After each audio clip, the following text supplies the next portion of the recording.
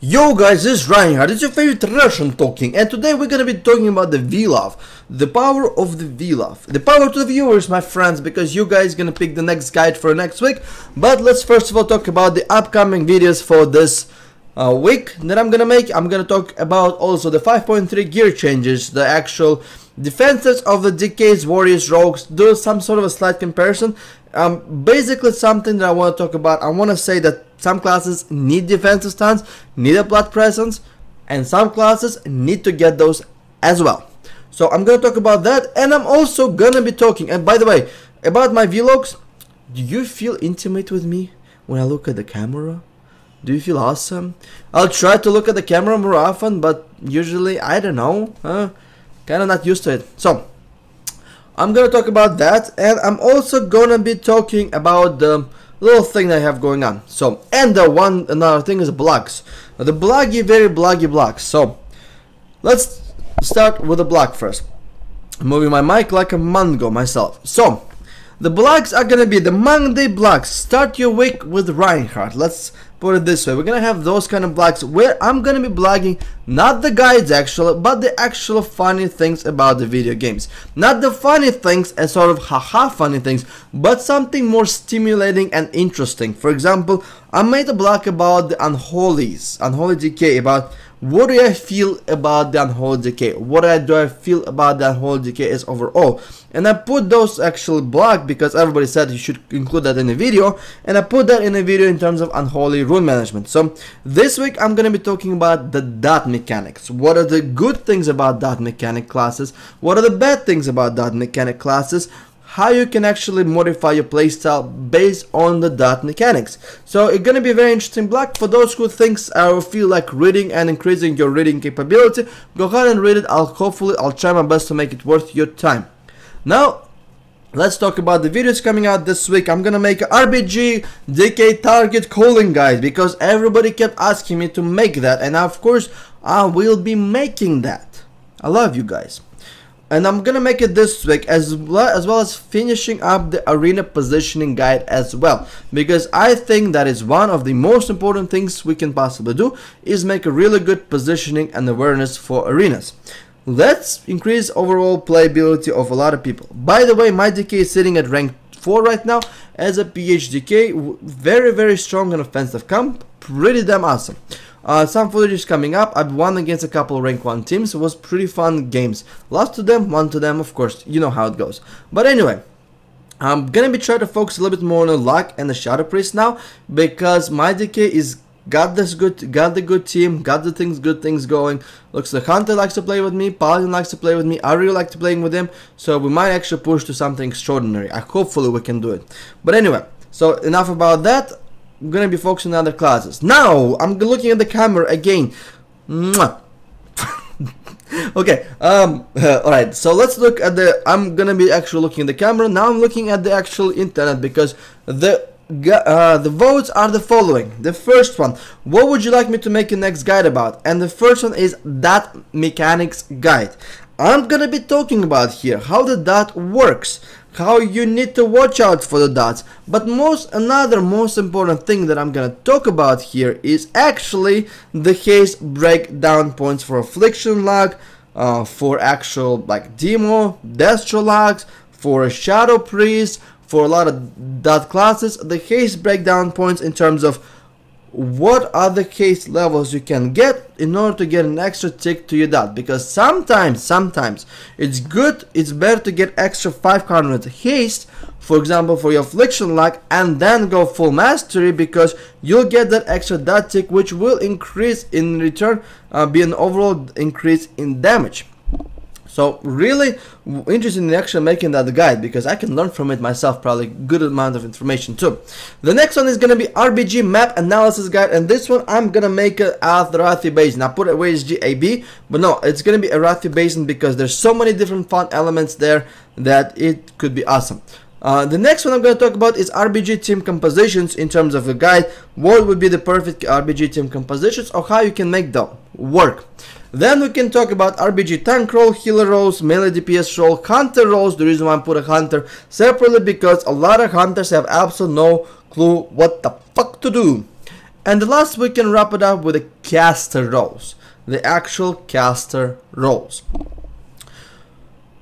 So you have the options. Go ahead and start voting. Go and looking at the camera again. Now the only thing I'm gonna say is, guys, I'm growing. I cannot answer to every single comment or Facebook message or a Google Plus message or Twitter message. No, but on usually my streams I usually answer a lot of questions, and the thing is that's why I like to make those votings, and because I believe that my channel does not belong to me, it belongs to my viewers. If my channel wasn't going anywhere, I would not be putting out the videos, but because you guys support myself, I don't think this is my channel, I think it's our channel. And when I think it's our channel, I think that my viewers have a chance to actually decide what should I be making in terms of the guides.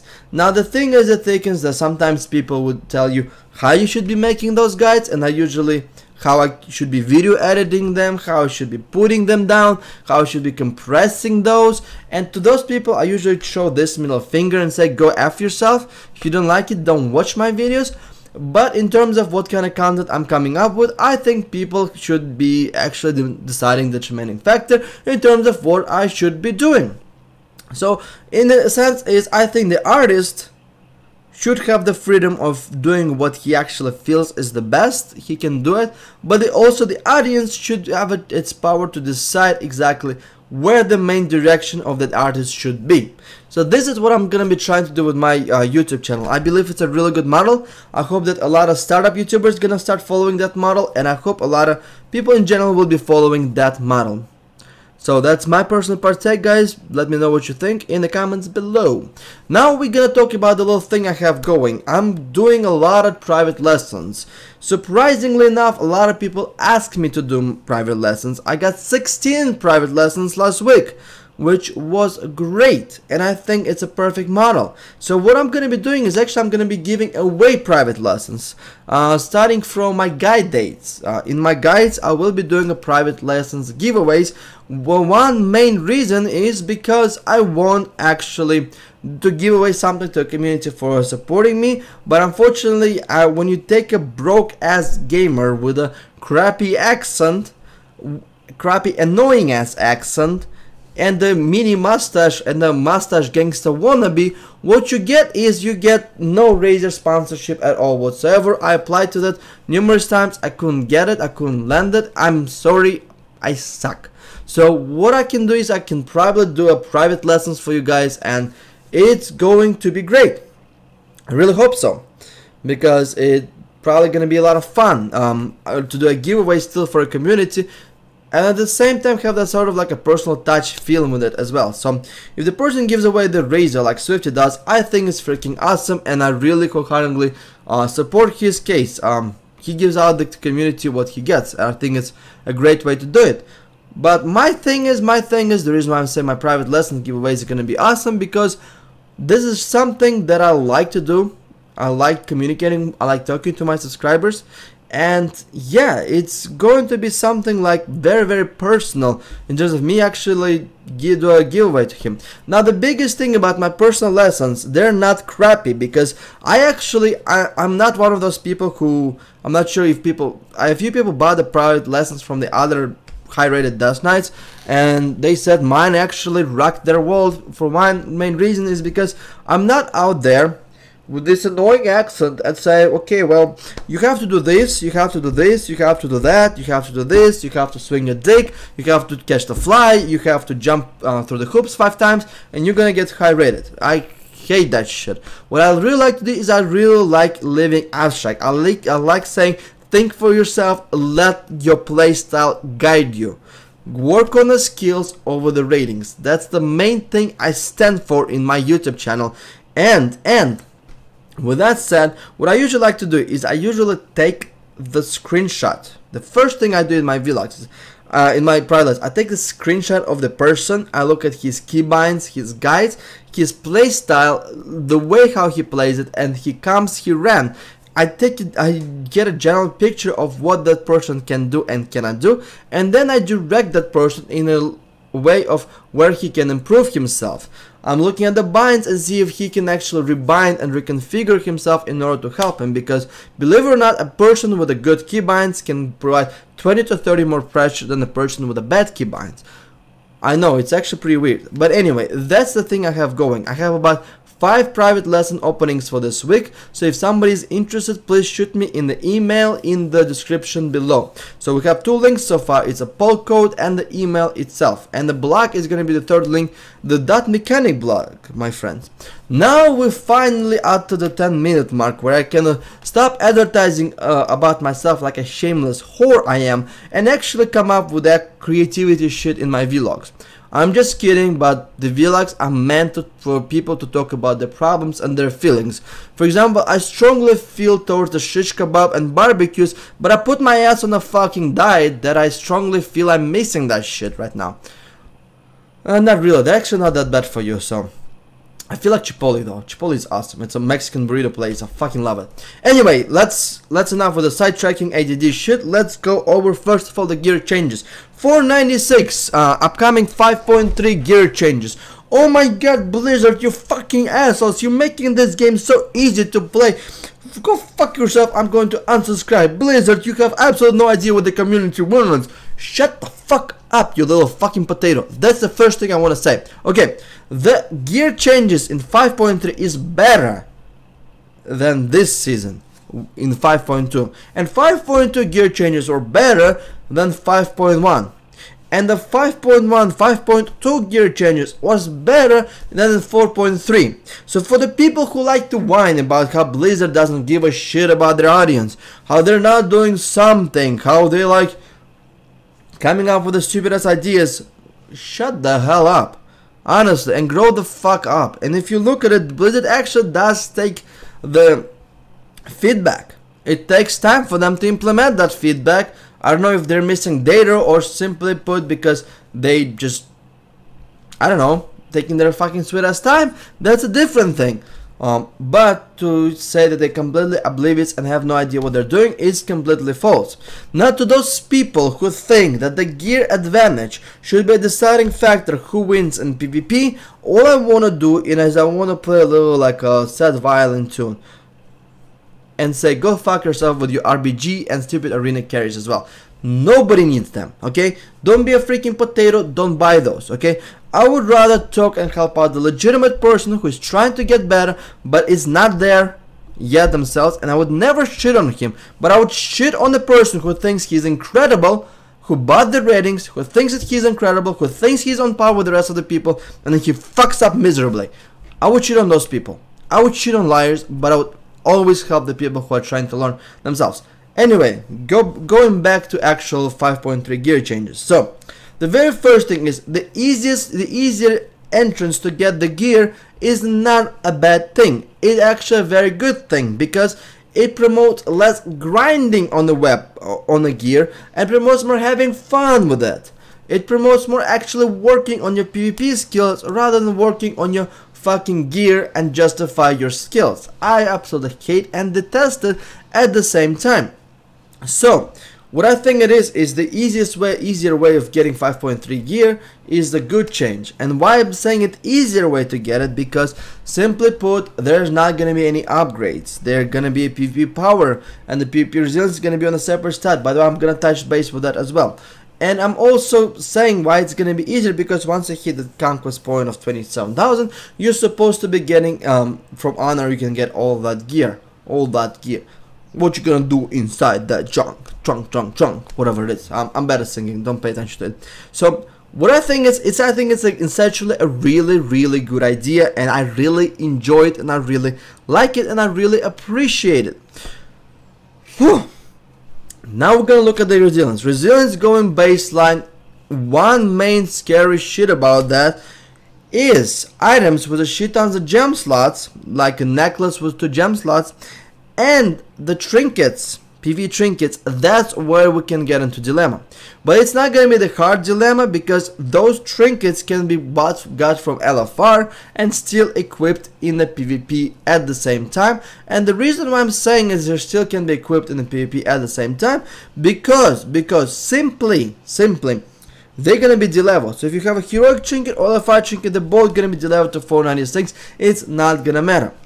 Resilience going baseline has a good perks and a bad perks. Bad perks that only those kind of items. Now, if you think that PvPers can go and take a juicy PvE set, put it onto themselves and be like, yo, look at me, this shit is not gonna fly. Why? Because you need that PvP power.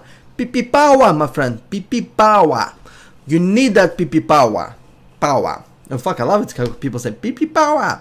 Why you need the PvP power? Because it increases your damage. So let me put it this way in perspective. Again, if you have a legs that have same amount of strength, intellect, case, whatever it is, or approximately the same, because everything is getting deleveled to 496, but the PP legs have a PP power on them, you're not gonna be using PvE sets.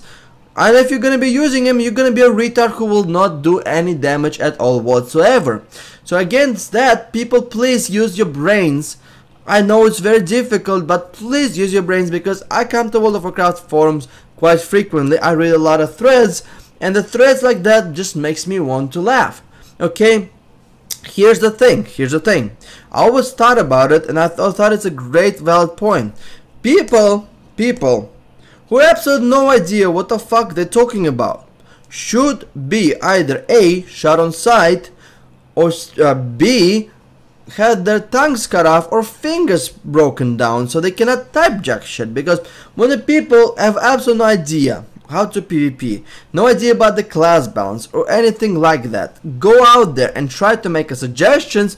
This is where the Blizzard actually ended up, and if Blizzard end up listening to them, this is where we run into the problems. Now, I'm not saying you have to be extremely high rated in order to make a valid suggestion. No, but you have to be very experienced in PvP in order to make a suggestion, and you have to think about how also it will affect numerous things like 3v3, RBGs, PvP, PvE, and all that things. And when people say, well, people are gonna be wearing a set items from PvE because resilience is going baseline, that is completely false.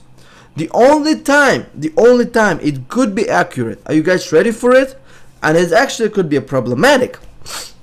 The only time this is actually a valid concern is when the tanks in RBG can get a PvE gear on themselves, and then we'll be like, yo, look at me, I have a little bit more HP. But the main thing, having extra dodge, parry ratings, have extra things from PvE that PvE gear offers to the tanks, and the set bonuses perpetuating to survivability. Guess what happens in that sense? It will make those items way more desirable for tanks than the PvP gear itself. Is that a bad thing or is that a good thing? The bad thing, you need to grind. The good thing is for tanks, they will not have to rejam all the freaking time their gear going from arena DPS to an actual defensive, and it's gonna increase the quality of our flag carriers by a whole lot, because they're gonna have extra dodge, parry, and all that stuff. So there's a good things to that, there's a bad things to it. I think it's mostly bad than the good things. Will be the best way to fix it is very easy solution. Disable any PvE gear from PvP. Boom. So lower the entry cost to PvP, lower the honor requirement, make justice, convert justice to 2 honor points instead of 1, make valor convert to 5 points, 1 valor equals to 5 honor points, so you can get into PvP a lot easier in that sense. Yeah, that would be the good way to fix it. Going resilience baseline is a bad way to fix it. Another video is coming in soon, saying how jamming resilience at 5.3 with the baseline resilience is actually going to be a good thing again. So now the last thing I want to talk about in 5.3 gear changes. Oh my god, I'm almost talking about it for 9 minutes. I'm looking at the camera again, sorry, I keep forgetting about that. There you go. So the last thing I'm gonna talk about here is actually, what the hell did I want to say? Oh yeah, the trinkets. The PvE trinket is going probably to be the best, unless they severely increase the PvP power. I think the PvE trinket are going to be the best for PvP. Okay, I think it is, and I think it's a kind of not a good way to do it, because again, it's all RNG, whoever gets the PvE. The main thing is the main thing. If you get this overpowered strong procs like 8800 agility, strength, or whatever it is, and you take a comp such as KFC, PHDK, Thuckleaf, God comp, blah, RPS, all those with incredibly strong PvE trinkets, you ended up shooting yourself.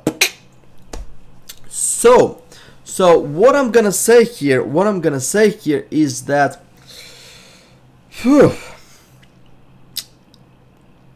disable PvE gear. But I think maybe not disabling it completely, but I think there's another good and a smart way to finish, to make it actually. I think that you can increase battle fatigue. Listen me out before you can start shooting myself. You can increase battle fatigue to 50%. 50% for healers only. Not the DPS, healers only. Or no, you know what?